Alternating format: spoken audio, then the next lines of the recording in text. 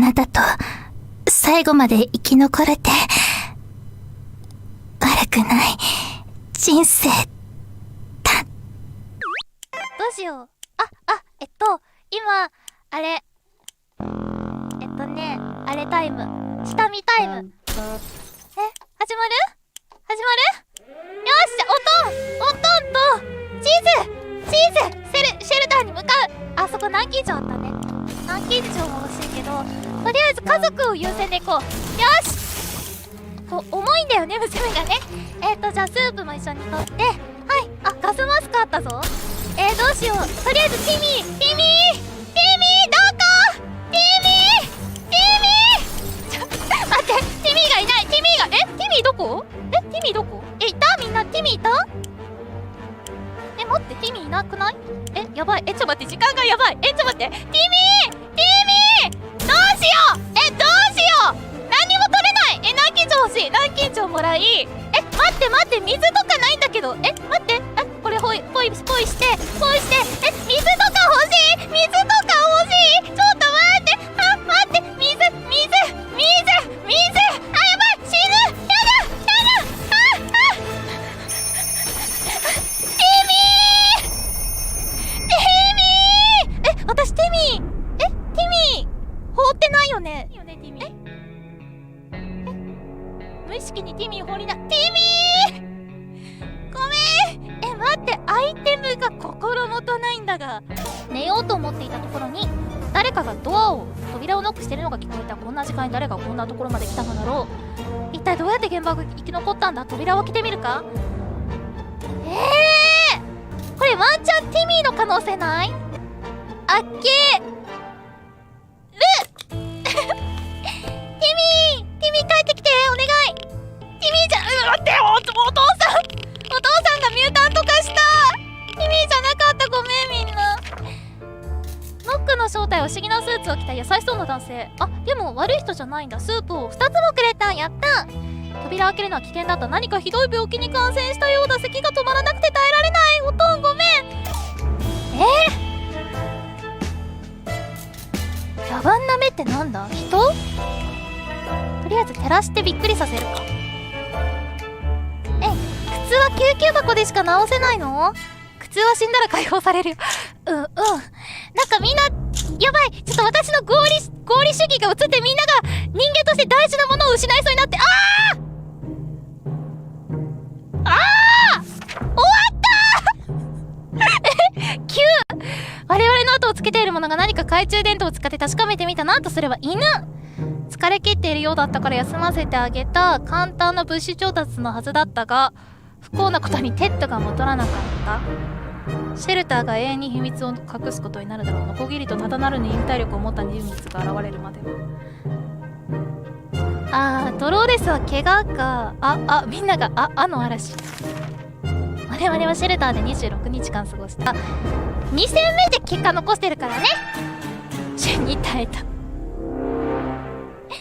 しょうがない。違う、これは肩慣らしなんでね。チュートリアルですよ。皆さんにこういうゲームなんですよっていう。罰ゲームじゃないですよ。もう一戦しますからね。これはただのチュートリアルでした。おとんここね。オッケー。だいたい下見は終わった。待って。遠い部屋から行った方がいいかな。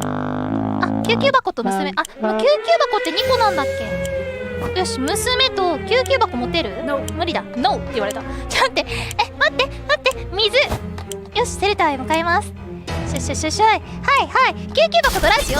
みんなラジオ見つけたら教えてね。よし、おとんと地図。地図じゃない。待って。サバイバルブックみたいなのある。邪魔だな、これ。通れない。ちょっと待って。破壊。待って。娘どこ？娘。違う、ティミーだ。ティミーととりあえずじゃあスープもらおう。スープもらって。待って。みんなのアドバイス全然活かせてないよ。救急箱とラジオね。ラジオどこ？ラジオ！救急箱！お母さんしっかり。お母さん銃ももらおうかな。時間大丈夫？待って、死んじゃう。やだ、ラジオ。ちょっと通れない。よし、もう無理。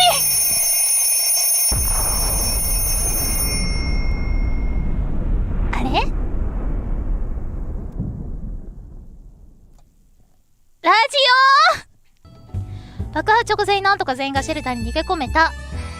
一緒にいる限りここでなんとか乗り切ることができるだろう。スープ缶は体にいいと聞いたことがある。このアイテムをシェルターへ持ち込んだ覚えはないが、ありがとう。ラジオと殺虫剤とスーツケース備え付きでございました。レオパレス並みですね。あの棚は缶でいっぱいだ。缶で腹を満たし、缶を枕にし、缶と会話をするね。助ける準備は万端なんで。聞こえていた声はスウェード人ではないと分かって落としたカナダ人だったが、それほど朗報ではない。いずれにせよ何を言ってるか分からないと。ドローレスは元気、テッドも元気、ティミーは大丈夫。5分前の話だが。優秀じゃない？みんな何も大丈夫だよ。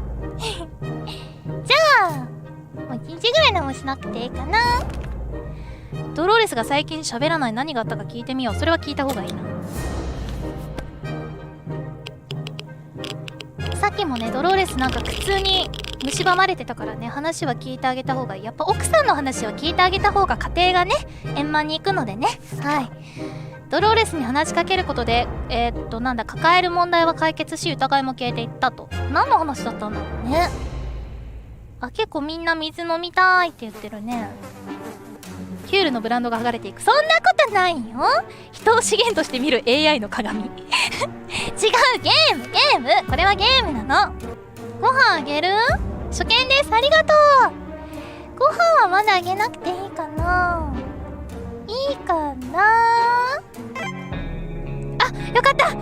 よかった。メリージェン。弱い信号だが緊急放送受信できたと。ありがとうございます。以前より安全だって。よかったね。なるほど。ドローレスはまあいける。テッドは缶桶に片足を突っ込んでるので水をあげましょう。メリージェンは疲労がそうね、頑張ってくれたもんね。意味の体調がダメだって。もうダメだってなるほど。脱水、お水あげる。メリージェンはどうしよう。空腹我慢できる？お水、おとんも水。じゃあメリージェンはご飯あげようかな。メリージェンの様子見ても全く容赦しない。そんなことないか？すぐ直してあげたでしょ。メリーよかったね。よかった廃墟になった街でアイテムを集めるものをそろそろ決める時間だ。じゃあ自信があると言ってたマンマに言ってもらおうかな。マンマ何持ってく？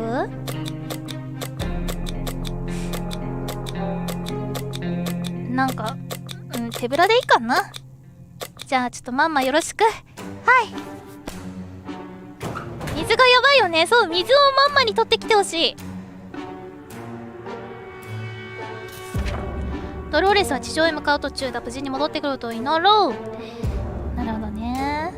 みんな喉は渇いてるしお腹は空いてるんだけど、まだそんなに逼迫した状況ではなさそうなので、とりあえず水がね足りてないので、ちょっとここは愛ちゃん厳しい。そんなことないよ。はい。客人がいる。パイプの中に隠れてる巨大なケムクジャラのウサギのような生き物。怖い。顔を出してわずかな食料をずっと見ている。斧いっちゃいます？銃ライフルいっちゃいます？ウサギって言われるとなんかちょっと申し訳ないよね。でももはやあれなんでしょ。巨大なケブクジャラのなんか怖いやつなんでしょ。ライフル？わかんない。どうしたらいい？銃？斧？結構意見割れてるかな。斧？どうしよう。銃で言ってみようかな。銃。わかった。じゃあ銃が多かったから銃にする。2週間が経ちました。銃が壊れてる。あれ？缶は無事だった。ケムクジャラの生き物め。こっちのが食物連鎖の頂点にいるということを覚えておけ。しまった。撃とうとした瞬間ライフルが故障してしまった。待って。スープを守るのにライフルをなくすってどっちが良かったんだろう。ライフル。やっぱみんなライフル派だったね。オッケー。みんな結構どう？空腹、疲労、喉がカラカラ、空腹。まだいけるよね。食べる気か？食べれなかったね。羊を食べればよかったね。ここれはイカれてる。至る所に雲がいる。スープの中や水の中。やだ、どんどん大きくなってる。雲と戦争だ。殺虫剤があってよかったぜ。なんかピーピーピーピーピーって聞こえるぞ。住所から近くに小さなアパートが見つかった。中には制服や複数のローラーブレード、ブッシュがあった。一帯がコーヒーの匂いで満ちている。そして制服はダイナーのウェイトレスが着るもののように見えた。キッチンの流しにあるコーヒー豆の山の下で紙の束やアストロシチズンという会社との契約書が見つかった。女性は本当に宇宙に飛ばされたのか、何者なのか。アパートからいただいたトマトスープを食べながらでも考えることにしよう。メリー・ジェーンの身には特に何も起きなかった。メリー・ジェーン土壇場でなんかすごいなんか生命力を見せている。キルちゃん頑張ってありがとう。頑張る。どうしよう。あ、待って、あげちゃった。水はないんだよ。もうちょっとしか。メリー・ジェーン元気だから何もあげない。ラジオを聞いていたら軍からの放送が流れてきた。救助について話し始めた時はもうドアに書き込もうとしたが、よく聞いてみるとまずしなければならないことがある。生存者は生きているという目印をエリア内に残さなくてはならないらしい。正確な場所を。地図はないんです素晴らしいポンコツストーリーとか言わないの。ノック？軍の助けが来たか？なんかでもちょっと微妙な音楽。地図がなくたって場所くらい分かっていたはずなのだが、間違っていたようだ。次回に期待したい。助けー！余ってる水はないのか？水を欲しがっている。喉がカラカラはまだいけるぜ。気合だ若い女性が訪ねてきた。彼女は双子の兄を助け出す準備をしているという。その兄は悪党のリーダーに戦いを挑んだ後帰ってこなくなったらしい。実は彼女ら兄弟は私たちのことを知っていたらしく、近々訪ねる予定だったという。しかし兄が帰ってこなくなってしまったため、我々に助けを求めたのだ。お礼もちゃんとすると言っている。外に行くのは誰？どうしようか。メリー・ジェンシ君いないんだよな。いや、君は土壇場で生命力を見せる女。シャ行ってこい今バキュンで聞こえなかった？あ、メリー・ジェン無事。女性は友人を集め作戦を実行に移した。兄はすぐに見つかった。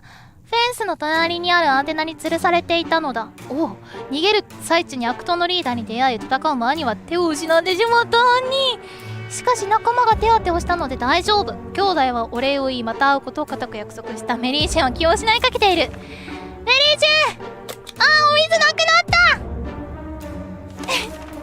日差しを浴びたくてたまらないよね。わかるよ。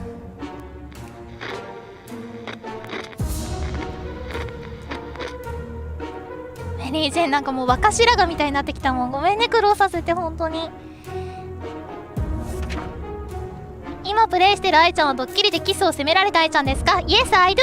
I am! そうですよはい、自分たちで生き延びてみせる。メリー・ジェーンの喉は潤ったが腹を空かせている。空腹はまだいける。オッケー。ポロのカバンを肩にかけたみすぼらしい取引屋が訪ねてきた。シンプルな一度きりの取引を持ちかけてきた。スープ缶一貫でそのカバンと中身すべてを交換すると言っている。中は見えず、我々がその謎のカバンに近づくたびに取引屋は睨みを聞かせてくる。取引に応じるべきか。どうしよう。でももうここまで来たら正直怖いものないんだよね。やれることは何でもやってみる。オッケー。猫？シャリコフじゃないこれ。シャリコフ。取引屋を背にドアが閉じるなり、カバンが激しく揺れ出し、中から猫が出てきた。威嚇する目でこちらを見たかと思うと、角に隅に座って毛づくろいを始めた。首輪にはシャリコフとある。この猫の名前であろうか。シャリコフはね、過去の私が2人ともねプレイした時に出てきた猫ちゃん。やっと会えたね、猫ちゃんに。これ猫ちゃんもしかして生存フラグなのでは？そんなことない？まあ空腹なんでね。今日商人を名乗る小さな男がやってきた。販売価格が安すぎて食っていけないと彼は言う。彼を信用する理由はないのだが、彼の申し出を聞いてやることぐらいならできそうだ。ラジオと懐中電灯、ガスマスクを殺虫剤。ラジオと懐中電灯でラジオの方が大事じゃない？大丈夫かな。よし、とりあえず何もしない。なんだ、寝てる？はい、どうしたかいね。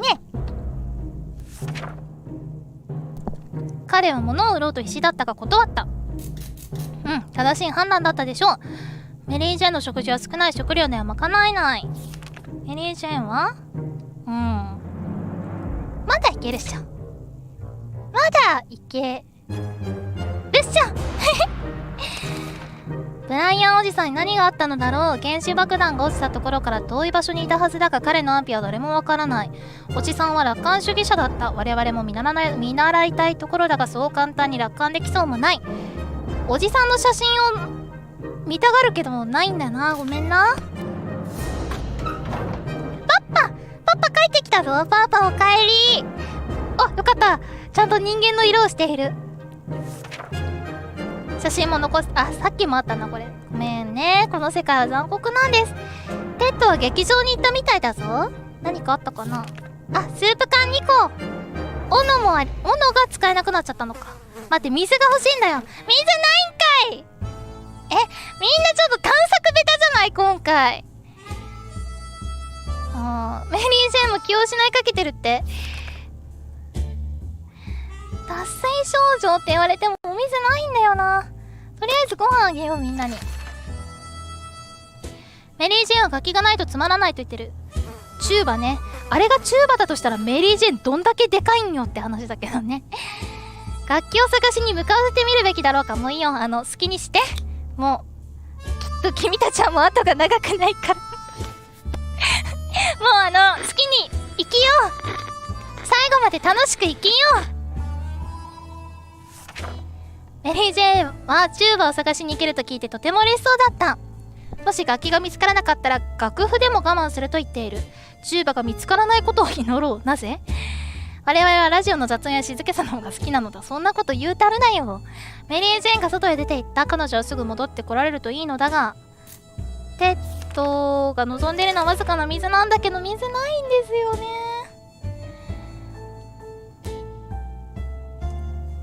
どうしようかな。ご飯あげた方がいいかな。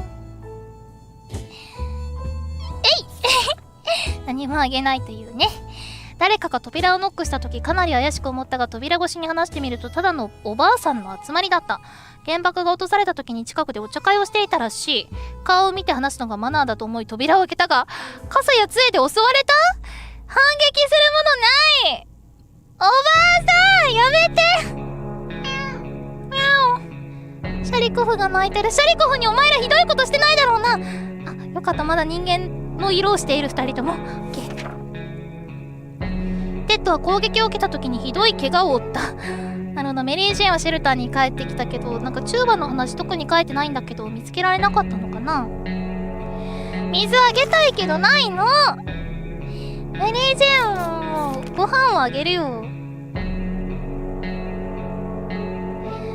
じゃあ、上？まあいいや、二人にご飯あげる。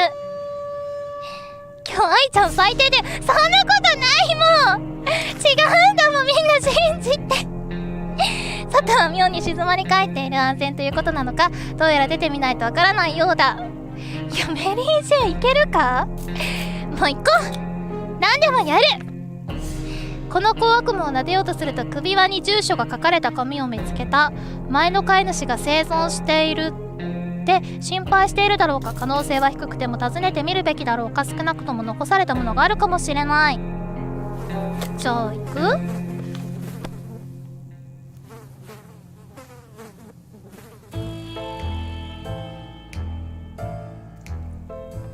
なんか今んとこなんかこのまま2人で生き延びれそうな気もちょっとしつつあるんだけど、やけになってる。新しくできたふわふわの仲間を連れて瓦礫の中を散歩していると、すぐにトレンチコート、ハット、サングラスを身につけた2人の男と出会った。猫を見て歯を噛みしめると探していたというではないか。おばあさんの愛病だという。こちらが言葉を失ううちにシャリコフを抱えて抱き礼を述べて立ち去ったと。なるほどね。シャリコフ短かったね、君との思い出は。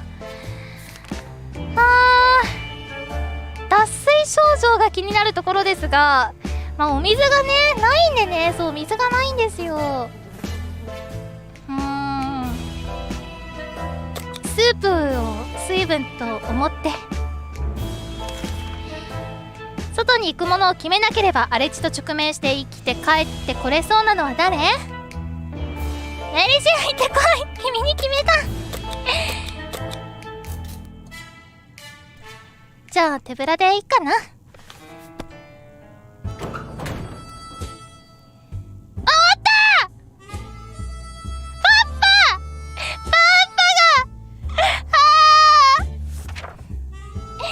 冷戦が外へ出ていった。彼女がすぐに戻ってこられるといいのだがというフラグをすぐに折るという。申し訳ない。テッドも脱水症状で死んだ。ごめん。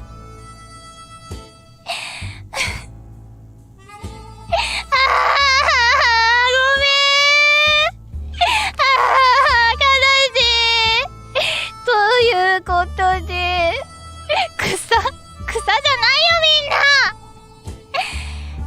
じゃあ35日間ってことかな。ってことは私は過去の私たちの記録を超えられなかった。死に絶えた。ということでね、死に絶えてはしまったんですけれども、キュールちゃんの新しい非常な面が見れたということで、皆さん高評価お願いします無理くり明るいエンディングに持っていこうとする。まあね、でも結果としてはね、35日間ですかしか生存できませんでした。というわけで罰ゲームで ASMR をやりたいと思いま